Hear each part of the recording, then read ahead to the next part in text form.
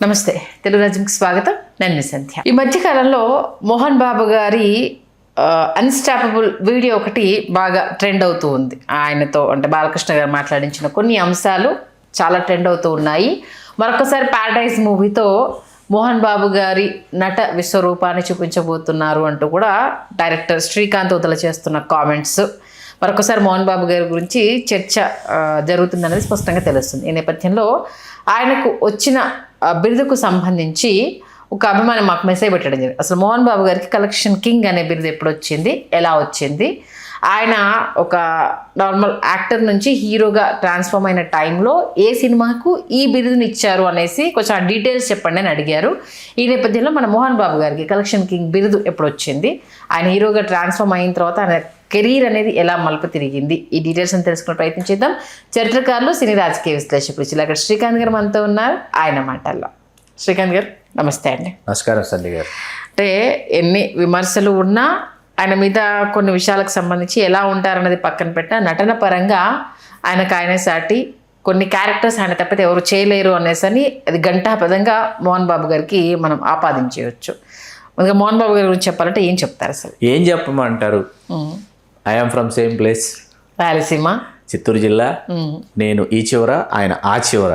నేను ఈ చివర అంటే మదనపల్లి, ఆయన ఆ చివర అంటే శ్రీకాళహస్తి. మధ్యన ఈవేళ తిరుపతి సమీపంలో ఆయన విద్యా సంస్థలు ఉన్నాయి. మోహన్ బాబు గారిని ఆయన వాచకాన్ని, మరీ ముఖ్యంగా ఆయన అభినయాన్ని మేము అత్యంత ఆశ్చర్యకరంగా, ఆసక్తికరంగా వీక్షించినటువంటి ఒకానొక సమయం ఏంటంటే, ఒకవైపు దేవత సినిమాలో ఆయన చేసినటువంటి పాత్ర, అలాగే కొండవీటి సింహంలో ఆయన రామారావు గారి అబ్బాయిగా చేసినటువంటి పాత్ర, ఈ రెండు ఒకే నటుడు పోషించాడా అనేటటువంటి నటన, మోహన్ బాబు గారి నటన విలక్షణ నటుడు అన్న మాటకి నిలువెత్తు నిర్వచనం పద్మశ్రీ డాక్టర్ ఎం మోహన్ బాబు గారు. ఫస్ట్ కలెక్షన్ కింగ్ కన్నా ముందు విలక్షణ నటుడు ఏమీ లేదు, మోహన్ బాబు అంతే. మోహన్ బాబు ఓకే. ఆ తర్వాత after 90s collection king. Before ఏంటంటే ఆయన అప్పటికి దాదాపు 1975 స్వర్గం నరకం. ఆ స్వర్గం నరకంతో ఆయన తన ప్రయాణాన్ని ప్రారంభించి ఆయన మొట్టమొదట ఆయన దాసనారాయణ గారి దర్శకత్వంలో ఆయన కథానాయకుడిగానే ఆయన పరిచయం అయ్యాడు. వాస్తవంగా ఏంటంటే ఈశ్వరరావు గారు హీరో, మోహన్ బాబు గారు విలన్ లాగా కనిపిస్తారు ఆ సినిమాలో. సినిమా పూర్తి అయిపోయే సమయానికి ఏంటంటే మోహన్ బాబు గారు హీరోగా రూపాంతరం చెందుతారు, ఈశ్వరరావు గారు విలన్గా రూపాంతరం చెందుతారు. అద్భుతమైన స్క్రిప్ట్ స్వర్గం నరకం ఇవాళకి. అయితే మోహన్ బాబు గారికి వెనువెంటనే బిగ్ బ్రేక్ త్రూ రావటమో, లేకపోతే అవకాశాలు వెల్లువెత్తడమో అట్లాంటివి రాలా. మోహన్ బాబు గారు తీసుకున్నటువంటి తెలివైన నిర్ణయం ఏంటంటే, ఒకవైపు గురువు దర్శకరత్న డాక్టర్ దాసనారాయణరావు గారి దర్శకత్వంలో ఆయన ఏ పాత్ర కోసం పిలిస్తే ఆ పాత్ర పోషిస్తూ, హీరో అంటే ప్రాణవై భారతీయుడా, ఓ మనిషి తిరుగుచూడు, ఇట్లాంటి ఓ మనిషి తిరుగుచూడు చాలా మంచి సినిమా. అట్లా అందులో ఏ పాత్ర చెయ్యంటే ఆ పాత్ర చేస్తూ, అట్లాగే ఇతరుల సినిమాల్లో ఏ పాత్ర వస్తే ఆ పాత్ర చేస్తూ, ఆయన ఏంటంటే తనలో ఉన్నటువంటి నటుడిని వెలికి తీయాలి, తనలో ఉన్నటువంటి ఆ దాహార్తి ఏదైతే ఉందో దానిని అసలు చల్లార్చుకోవాలనేటటువంటి తపన మోహన్ బాబు గారి ప్రయాణంలో మనకు కనిపిస్తుంది. అందుకే మీకు ఆయన రామారావు గారి సినిమాలు సింహబలుడు, రాజపుత్ర రహస్యం, వీటిలో కూడా అద్భుతమైన పాత్రలు వేశారు. మీరు గమనిస్తే అల్లూరి సీతారామరాజులో ఆయన అతిథి పాత్ర అయింది. విజయ నిర్మల గారి పక్కన ఆవిడ పెళ్లి కూతురుగా తీసుకొస్తే ఆ పెళ్లి కొడుకుగా మోహన్ బాబు గారు కూర్చుని ఉంటారు, విజయ నిర్మల గారు నేల కొరుగుతారు. అక్కడ అతిథి పాత్ర అనమాట. ఆ పాత్రల్ని కూడా ఆయన విడిచిపెట్టకుండా, అట్లాగే ఏంటంటే అసిస్టెంట్ డైరెక్టర్గా పనిచేస్తూ ఇలా ఆయన ప్రయాణం కొనసాగింది. ఆయన ప్రయాణంలో మొదటి మలుపు 16 తెలుగులో 16 ఏళ్ల వయసుగా కె రాఘవేంద్రరావు గారు తెరకెక్కిస్తూ, అందులో తమిళంలో రజనీకాంత్ గారు చేసిన పాత్రని ఇక్కడ మోహన్ బాబు గారు చేయించడం. మోహన్ బాబు గారు అస్సలు ఎంత అద్భుతంగా చేశారు ఆ పాత్ర అంటే, ఒకసారి మనకు అసలు ఏమి నటుడురా అని అనిపించేటటువంటి పాత్ర అక్కడ చేశాడు. మళ్ళీ అదే రాఘవేంద్రరావు గారి దర్శకత్వంలో వరుసగా ఆయన తర్వాత కొండవీటి సింహం కావచ్చు, దేవత కావచ్చు, ఈ సినిమాల్లో ఆయన పోషించినటువంటి పాత్రలు. మీకు దాసనారాయణరావు గారు ఏంటంటే మోహన్ బాబు గారికి పాత్రోచితమైనటువంటి పాత్రలు, సందర్భోచితమైనటువంటి పాత్రలు దాసనారాయణరావు గారు మోహన్ బాబు గారికి రాసినటువంటి ఒక సమయం అండి. ఉదాహరణకి సర్దార్ పాపారాయుడు ఆయన పోషించినటువంటి బ్రిటిషర్ పాత్ర అనమాట. మా వంటవాడు భారతీయుడు, మా తోటవాడు భారతీయుడు అనే ఆయన చెప్పినటువంటి ఆ సంభాషణలు నాకు ఫస్ట్ ప్రైజ్ అండి. నేను ఈ మోహన్ బాబు గారి పాత్ర, రామారావు గారి పాత్ర 2 పాత్రలు నేనే మార్చి మాట్లాడినామండి చిన్నప్పుడు. ఏది మన ఏకపాత్ర అభినయ పోటీల్లో నాకు ఫస్ట్ ప్రైజ్ అనమాట ఈ డైలాగులు చెప్పినందుకు. అట్లా మోహన్ బాబు గారి ప్రభావానికి లోను కానీ తెలుగు సినిమా ప్రేక్షకులు లేరు, ఉండరు. ఆయనకు అర్థమైంది ఏంటంటే, తెలుగు సినిమా ప్రేక్షకులనే కాకుండా స్టేజ్ షోస్ కి సంబంధించి కూడా ఆంగ్లో ఇండియన్ అంటే ఇలానే మాట్లాడాలి అనేది అంటే మా స్కూల్ డేస్ లో స్టేజ్ షోలో కూడా అంటే అక్కడి నుంచి వచ్చిన విదేశీయులు అంటే ఇలానే మాట్లాడాలి అంటే మీరు ఎక్కడి నుంచి వచ్చారు, ఎందుకు ఇక్కడికి వచ్చారు అనుకుంటూ ఈ స్లాంగ్ గెటప్ అండి. ఆయన గెటప్కి తగినటువంటి డిక్షన్ రెండు మీకు అదే మోహన్ బాబు గారిని ప్రేమాభిషేకంలో అద్భుతమైన పాత్ర, డాక్టర్ పాత్ర ఎంత బాగా ఉంటుందంటే చాలా అద్భుతమైన పాత్ర అది. ఆయన ఆ సమయంలో ఏంటంటే అలాంటి ఒక ఆర్టిస్ట్, ఒక యాక్టర్, పొటెన్షియాలిటీ ఉన్నటువంటి యాక్టర్ కావాలి తెలుగు సినిమాకి. అలా ఆ సమయంలో ఇప్పుడు మొన్న ఎవరో చాలా లెక్కలేసారు, 550 సినిమాలు, 530 సినిమాలు, 20 సినిమాలు చెప్తారు. సరే అవన్నీ వాస్తవాలే, అన్నీ చేసిన సినిమాలు ఒకసారి మనం లెక్క తీస్తే అంతే వస్తాయి. ఇందులో హీరోగా అనేటప్పటికి 100-150 మధ్యలో ఆగిపోతాయి. అంటే ఇందులో మళ్ళీ చిరంజీవి గారితో బిల్లారంగా, కిరాయి రౌడీలు, పట్నం వచ్చిన పతివ్రతలు షేర్ చేసుకున్నారు, స్క్రీన్ షేర్ చేసుకున్నటువంటి హీరోగా. విలన్ గా చక్రవర్తిలో కూడా ఆయన పాజిటివ్ క్యారెక్టర్, ఇద్దరు పోటాపోటీ ఉంటుంది దాంట్లో కూడా, పోలీస్ క్యారెక్టర్. విలన్ గా చేసిన సినిమాలు బోలు ఉన్నాయి. చిరంజీవి గారు, బాలకృష్ణ గారు, నాగార్జున గారు, వెంకటేష్ గారు, అందరి సినిమాలు విలక్షణ నటుడు. మోహన్ బాబు గారికి ఒక్కరికే ఆ విలక్షణ నటుడు అనేది మోహన్ బాబు గారికి ఒక్కరికే చెల్లుతుంది. ఆ సమయంలో ఏంటంటే ఆయనకి నటుడిగా ఆయన ప్రయాణాన్ని ప్రారంభించి ఆయన కొనసాగుతున్న సమయంలో ఆయనకు అర్థమైన విషయం ఏంటంటే నిర్మాతగా మారకపోతే నిలదొక్కుకోవడం కష్టం అనే విషయం ఆయనకు అర్థమైంది. ఓకే, అవి నిర్మాత కావాలనుకుంటున్నానని వెళ్ళి దాసనారాయణరావు గారితో చెప్తే, దాసనారాయణరావు గారు ఏంటి ఇప్పుడే నిలదొక్కుంటున్నావు, ఎందుకు అప్పటికి 10 సంవత్సరాలు, దాదాపుగా 10 సంవత్సరాలు సినిమా పరిశ్రమకు వచ్చి మంచి వేషాలు వస్తున్నాయి, రెమ్యూనరేషన్ పెరుగుతూ ఉంది, జాగ్రత్తగా ఉండాలి, సినిమా తీసి ఎక్కడ పోగొట్టుకుంటామని దాసనారాయణ గారు వద్దని హెచ్చరించారు. అయినా ఆయన బోయిన్ సుబ్బారావు గారి దర్శకులు ప్రతిజ్ఞ అని ఒక సినిమా సూపర్ హిట్ అండి. ప్రతిజ్ఞ చాలా బాగుంటుంది సినిమా. ప్రతిజ్ఞ ఆడిన తర్వాత ఏంటంటే ఇంక అక్కడి నుంచి ఆయన నిర్మాతగా శ్రీలక్ష్మి ప్రసన్న పిక్చర్స్ భలే రాముడు అని ఒక సినిమా చాలా బాగుంటుంది. అది నమక్ హరామ్, అమితాబ్ బచ్చన్ గారు వాళ్ళ సినిమా అనమాట. చాలా అద్భుతంగా చేశారు తెలుగులో రీమేక్ దాన్ని. తర్వాత మనకి ఆయన చేసిన సవాల్ అని ఒక సినిమా, ధర్మచక్రం అని ఒక సినిమా, ఇట్లా వరుసగా రంగుల పులి ఇలా చేసుకుంటూ వచ్చారు. పటాలం పాండే, ఎస్డి లాల్ గారు వాళ్ళు డైరెక్ట్ చేసింది. ఈయన నిర్మాతగా వరుసగా సినిమాలు చేసుకుంటూ ఈయనకేంటి గురుగారి దర్శకత్వంలో సినిమా ఉండాలి, దాసనారాయణరావు గారి దర్శకత్వంలో సినిమా ఉంటే అసలు వేరే కదా మనం అని చెప్పి వెళ్ళి అడిగాడు దాసనారాయణ గారిని. అడిగిన తర్వాత చేస్తానన్నారు.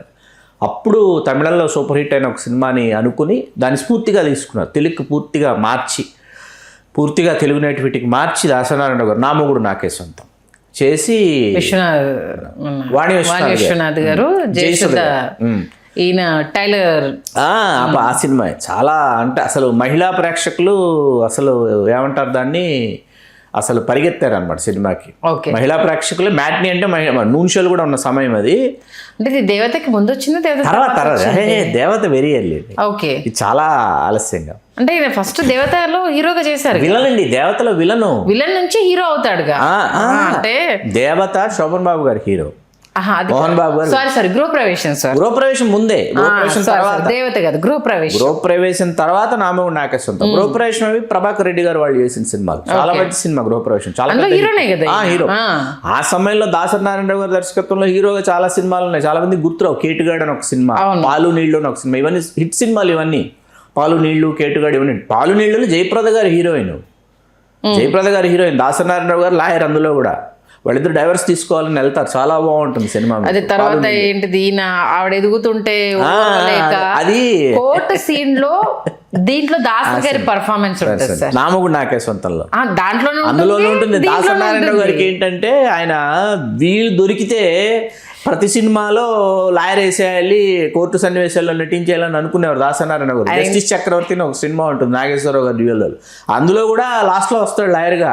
ఏ సినిమాలో లాయర్ అవతారం ఎత్తలేదు చెప్పండి దాసనారాయణ గారు. అంటే సౌండింగ్ కూడా డిఫరెంట్ గా పాలకొల్లు ఎటకారం. ఏమ్మా ఎక్కడి నుంచి వచ్చావు అనుకుంటూ డిఫరెంట్ మేనరిజం ఉంటుంది సౌండింగ్. పాలకొల్లు ఎటకారం అంటే గోదావరి జిల్లాలో కోనసీమ వాళ్ళ వెటకారం ఒకలాగా ఉంటుంది ఉభయ గోదావరి జిల్లాలో. పశ్చిమ గోదావరికి వస్తే పాలకొల్లు వాళ్ళ ఎటకారం ఇంకోలా ఉంటుంది. ఇది పాలకొల్లు ఎటకారం అనమాట. ఓకే, అంటే మామూలుగా మోహన్ బాబు గారి కెరీర్ కి సంబంధించి గృహప్రవేశం ముందు గృహప్రవేశం తర్వాత అన్నట్టు కాదండి, కాదు అలా లేదండి. ఎందుకంటే గృహప్రవేశం, పాలు నీళ్లు ఇవన్నీ ఒక టైం లైన్ అనమాట. కేటుగాడు ఇదంతా ఆయన హీరోగా చేస్తూ విలన్ గా చేస్తూ హీరోగా చేస్తూ మధ్యలో కామెడీ విలన్ చేసేవాడు ఆయన. ఇప్పుడు చిరంజీవి గారి సినిమా అనుకోండి, మనకి ఆయన మంచి దొంగ అని ఒక సినిమా, భలే దొంగ బాలకృష్ణ గారిది. మంచి దొంగ వచ్చేసి నా రూటే సపరేట్ అది. తర్వాత వచ్చి కృష్ణ గారిది కలియుగ కర్ణుడు అని ఒక సినిమా, అందులో ఏమోయ్ పొంగనామాలో కింగు జార్జి అని ఆయన పలికేటటువంటి సంభాషణ. అవి స్కూల్లో అందరూ ఇదే మోహన్ బాబు గారి డైలాగులే అనమాట. భలే రాముడు, భలే మన దొంగ రాముడు అని బాలకృష్ణ గారి సినిమా. తర్వాత శ్రీనివాస్ కళ్యాణం అని వెంకటేష్ గారి సినిమా, అందులో విలను జానకి రాముడిలో. ఏది ఒక్కటి అసలు ఎన్ని సినిమాలు, మన నాగార్జున గారి సినిమాలు అయితే ఎన్ని సినిమాల్లో విలన్గా చేశాడు ఆయన. ఆల్మోస్ట్ అప్పుడు వెంకటేష్ గారితో చేశారు, బాలకృష్ణ గారు, చిరంజీవి గారు, నాగార్జున గారితో, బ్రహ్మపుత్రులో చాలా మంచి పాత్ర అయింది. ఏది ఆ పాప మన బేబీ శాలిని వాళ్ళ నాన్న అన్నమాట, వెంకటేష్ గారి సినిమా. 2 town రౌడీలో villain.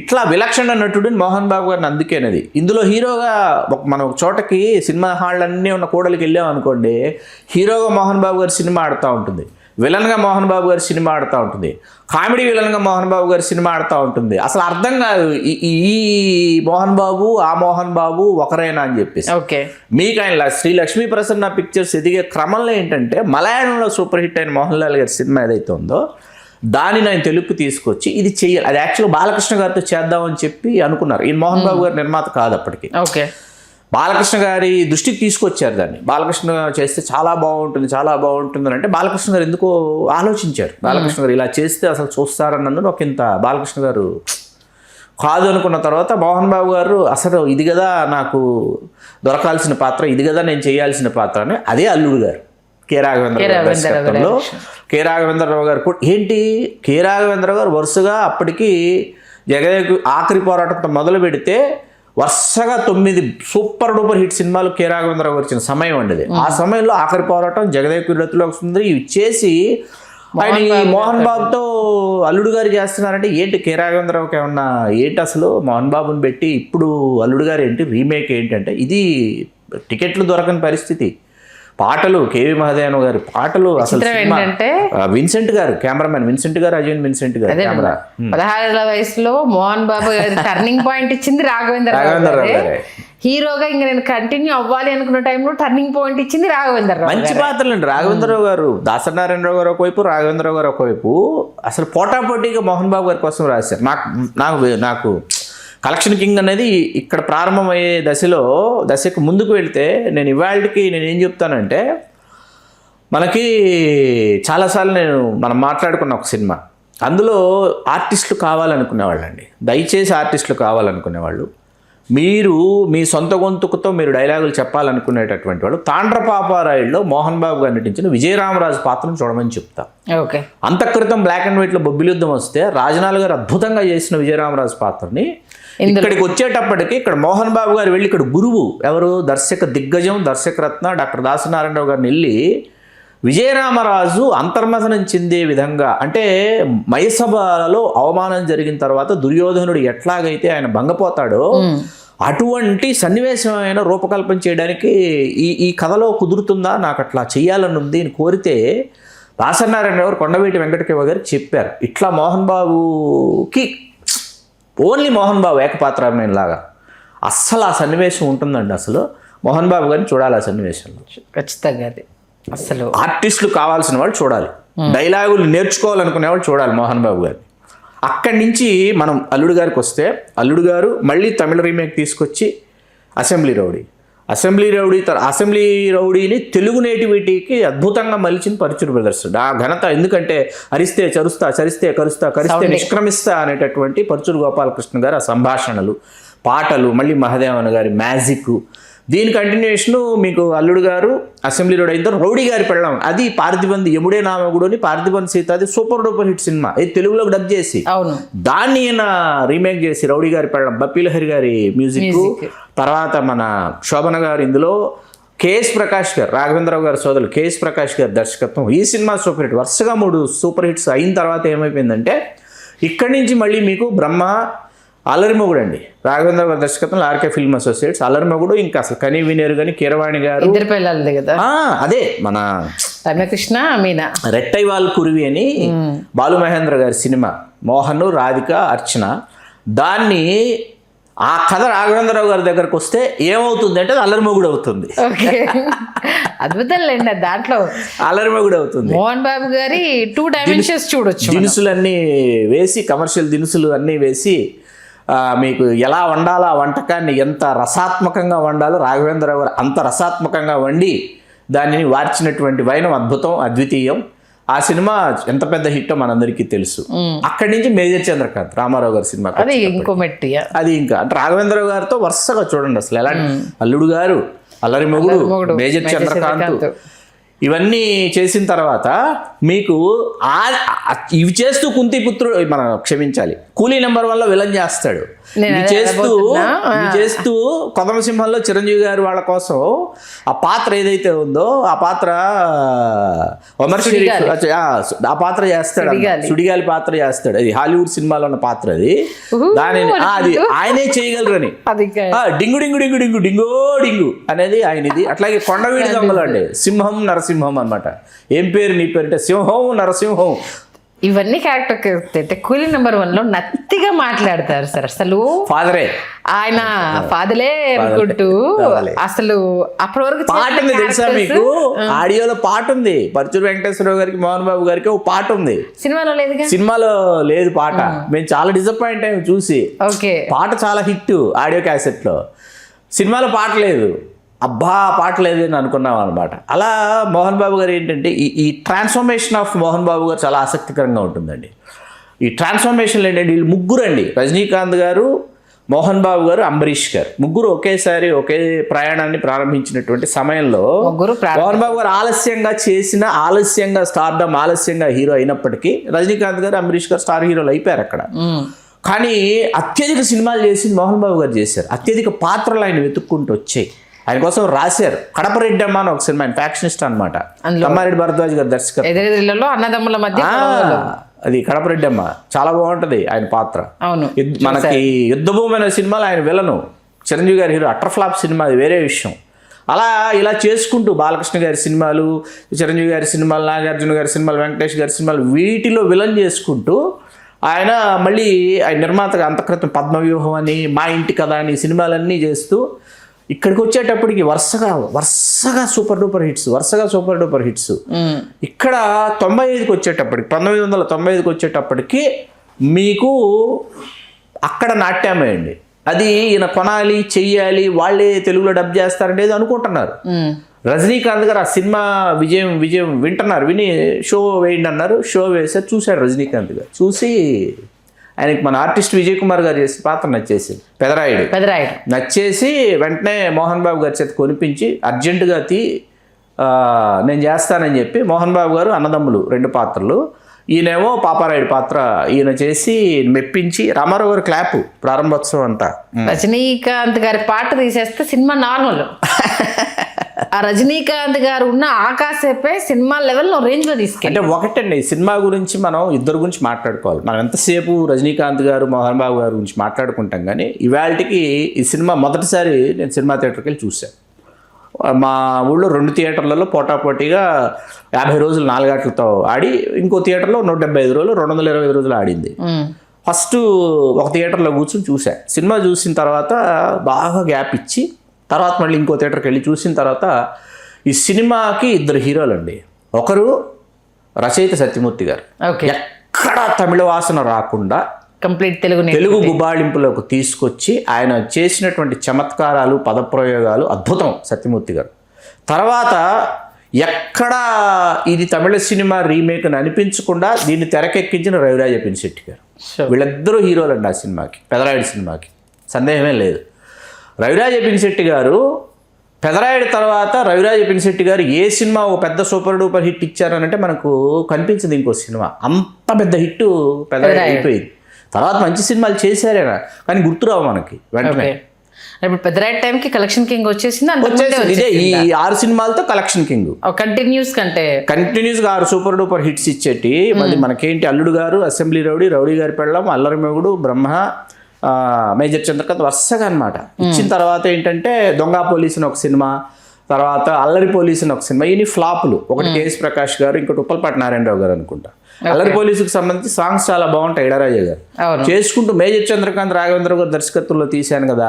ఇప్పుడు గురు దాసనారాయణరావు గారి దర్శకత్వంలో ఒక సినిమా చేద్దామని దేవాసురం అనుకుంటా, దేవాసురం మోహన్ లాల్ గారి సినిమా తీసుకొచ్చి, అది క్లాసిక్ అండి మలయాళంలో. క్లాసిక్ అంటే క్లాసిక్. దాన్ని తీసుకొచ్చి అక్కడ లేని దినుసులన్నీ పాత్రల్ని పెట్టి దాసనారాయణరావు గారు చదివి ఇళరాజా గారు ఇవాళకి కుంతిపుత్రుడు పాటలు చాలా బాగుంటాయి. ఒక సరిగమ పలికిన స్వరం ఇది పాట చాలా పెద్ద హిట్. చాలా ఇష్టం ఆ పాట నాకు. దాన్ని మనోరమ గారితో పాడే అది అసలు మలయాళంలో ట్రాకే ఉండదు. మనోరమ గారే ఉండరు మలయాళంలో అసలు. ఇక్కడ గుమ్మాలు 9 పాట ఆవిడ చేత. గుమ్మాలు 9 అది ఆవిడ వాళ్ళ మదరు. కానీ ఆ విషయం తెలియకుండా ఆవిడ ఎవ్రీ టైం రావడము అవన్నీ విజయశాంతి గారు. కాకపోతే ఏంటంటే ఎందుకో ఎక్కడైతే మిస్ అయిందన్న ఫీలింగ్ అనిపిస్తుంది. విజయశాంతి చేసి ఇంకోసి రౌడీ పోలీస్ ఒక సినిమా చేశారు, అది ఫ్లాప్. విజయశాంతి గారు, మోహన్ బాబు. ఆ సమయంలో ఏంటంటే విజయశాంతి గారు మ్యాచ్ అయ్యేవారు కదా ఆవిడ ఇమేజ్కి. ఆవిడ ఇమేజ్ ఇది అయిపోయి వెళ్ళిపోయిందండి. ఆ టైంలో ఏంటంటే ఈ హీరోలు చిరంజీవి గారు తీసుకోండి, మెకానిక్ అల్లుడు విజయశాంతి గారు, మన మోహన్ బాబు గారికి ఈ సినిమా కుంతిపుత్రుడు, రౌడీ పోలీసు ఉన్నాయి సినిమాలు. తర్వాత బాలకృష్ణ గారి సినిమా నిప్పురవ్వ ఇవి ఉన్నాయి, అది పోయింది. ఇలాగా విజయశాంతి గారు ఏంటంటే వరుసగా వెంకటేష్ గారితో సూర్య ఐపీఎస్, నాగార్జున గారితో జైత్రయాత్ర అని ఒక సినిమా. ఇవన్నీ ఎందుకు ఫ్లాపులు అంటే ఆ సమయానికి ఈ హీరోలకి కొత్త హీరోయిన్లు, ఫ్రెష్ హీరోయిన్స్ కావాలి, ఫ్రెష్ ఫేసెస్, న్యూ ఫేసెస్ కావాలి. వీళ్ళు ఏం చేశారంటే మన ఏమంటారు బిజినెస్ దృష్టిలో పెట్టుకుని విజయశాంతి గారిని పెట్టుకుంటే తమిళం అమ్మచ్చు అని విజయశాంతి గారిని పెట్టేవాళ్ళు. పెడితే వరుసగా ఫ్లాపులు అనమాట. ఒక దశలో ఏంటంటే విజయశాంతి గారు ఉంటే మొహం మొత్తేసేటటువంటి పరిస్థితి. ఆవిడ సోలోగా చేస్తే ఆడుతున్నాయి సినిమాలు. మొండి మొగుడు, పెంకి పళ్ళం, సుమన్ గారి హీరో అయినా cinema super hit, police lockup, ఆవిడే డ్యూల్లో సినిమా సూపర్ హిట్, ఇలా లేడీ బాస్, ఇలా ఈ సినిమాలు ఆవిడ సోలోగా ఉన్నవన్నీ ఆడుతున్నాయి సినిమాలు. ఈ ఇంత ఇమేజ్ ఉన్నటువంటి హీరోలు ఈక్వల్ అనేటప్పటికీ అక్కడ మళ్ళీ తేడా వచ్చేసేది అనమాట. అలా మోహన్ బాబు గారు ఆయన ట్రాన్స్ఫర్మేషను, ఈ కలెక్షన్ కింగు ఇవన్నీ ఒక స్థాయికి చేరుకున్న తర్వాత చేసిన సినిమాలు. ఆ సమయంలో నాకు చాలా ఇష్టమైన సినిమాలు 2. ఒకటి ఎన్ శంకర్ గారి దర్శకత్వంలో శ్రీరాములయ్య, ఇంకోటి బి గోపాల్ గారి దర్శకత్వంలో అడవిలో అన్న. ఈ 2 చాలా ఇష్టం. ఈ 2 సినిమాలు ఇవన్నీ పక్కన పెడితే ఎం ధర్మరాజు, అది రవిరాజ పినిశెట్టి, అది సత్యరాజ్ గారి సినిమా, అది మై పెండెంట్. ఎం ధర్మరాజు రోల్ ఉంటుంది సార్ సీరియస్లీ. అంటే పోలీస్ రోల్ కన్నా ఎమ్మెల్యే రోల్. అంటే ఎలా వచ్చాడు, ఎలా సత్యనారాయణ గారి నెత్తి మీద కూర్చుంటారో, ఆ తర్వాత ఎలా ఏళ్తాడు, ఆ ఏజ్ మినిస్టర్ అయ్యే టైంకి ఆయన లుక్, ఆయన డైలాగ్ డెలివరీకి సంబంధించి అక్కడికి వచ్చి నామినేషన్ వేసేటప్పుడు మా అవతారం గడేస్తాడు అని అంటారు. ఎవరు? సత్యనారాయణ గారు. అప్పటిదాకా అవతారం అన్నవాడి పేరు. ఆయన వచ్చి అది అయిపోయిన తర్వాత మై నేమ్ ఈజ్ నాట్ అవతారం, my name is M Dharmaraju, MA son of M Ramalinga Raju from ఎత్తిపోతల సంస్థాన్ అంటాడు అనమాట. సౌండింగ్ అనమాట. ఆ సౌండింగ్ చాలా డిఫరెంట్గా ఉండటం అనేది ప్రేక్షకులకి బాగా వినసొంపుగా ఉండేది. విలనిజంలో అది కొత్త రకం అనిపిస్తుంది. ఎం ధర్మరాజు ఎంఏ దాంట్లో అసలు ఏమన్నా యాక్టింగ్ అనిపిస్తుంది. నాకు కొండవీడి దొంగలో చిరంజీవి గారి, మోహన్ బాబు గారు హీరో విలన్ ఇవి చూస్తుంటే అసలు సింహం నరసింహం అంటాడు అనమాట, బ్రహ్మ అంటాడు అనమాట. అది ఒకటి. సింహం నరసింహం అన్నప్పుడు 2 సింహాల మధ్య నరుడు అంటే 2 జంతువుల మధ్య పశువువి అంటాడు చిరంజీవి గారు. Counter dialogue. ఎవడరా నువ్వు ఈ అలగాజ నాయకుడికి నాయకుడు నువ్వేనా? ఏ కులం నీది అంటే నాయకుడు ఎప్పుడు కులంలోంచి పుట్టాడు, జాతిలోంచి పుట్టాడు. వాళ్ళిద్దరి కాన్వర్సేషన్ చాలా బాగుంటుంది. మెయిన్ థింగ్ ఏంటంటే ఒక్కొక్క సినిమాకి ఒక్కొక్క వేరియేషన్ అనేది ఆయన ఇచ్చినంత అద్భుతంగా ఇంకెవరు ఇవ్వలేదేమో. యమదొంగలో యమధర్మరాజు, ఇప్పుడు సత్యనారాయణ గారు, రంగారావు గారు దేవాంతకుల్లో చేసి సత్యనారాయణ గారు ఆ పాత్రకి కేర్ ఆఫ్ అడ్రస్ అయిపోయి, రామారావు గారు సతీ సావిత్రి లాంటి సినిమాల్లో రామారావు గారు అద్భుతంగా చేసి దానిని మళ్ళీ ఎవరు పోషిస్తే అసలు అనేటప్పటికి మోహన్ బాబు గారు నేనున్నాను, ఆయన వాచకమండి. ఖచ్చితంగా ఆహార్యము, వాచకము, అభినయము, ఆంగికము ఇవన్నీ అద్భుతం అసలు. నిజంగా మరొక మంచి హిట్ ఆయనకు పడాలి, ఆయనలోని నటుణ్ణి మరొకసారి తెలుగు ప్రేక్షకులు చూసి ఆనందించాలని మనస్ఫూర్తిగా కోరుకుందాం. మోహన్ బాబు గారు ఎలా ట్రాన్స్ఫార్మ్ అయ్యారు, ఎక్కడి నుంచి స్టార్ట్ అయింది ఆయన కెరీర్, ఎంత అవునకన్నా ఆయన ఎంత లో స్టాండ్ నుంచి వచ్చి ఇప్పుడు ఈ రేంజ్లో ఉండడం అంటే మామూలు విషయం కాదు. మంచి విషయాలు తెలియజేశారు. ధన్యవాదాలు శ్రీకాంత్. ధన్యవాదాలు సంధ్య గారు.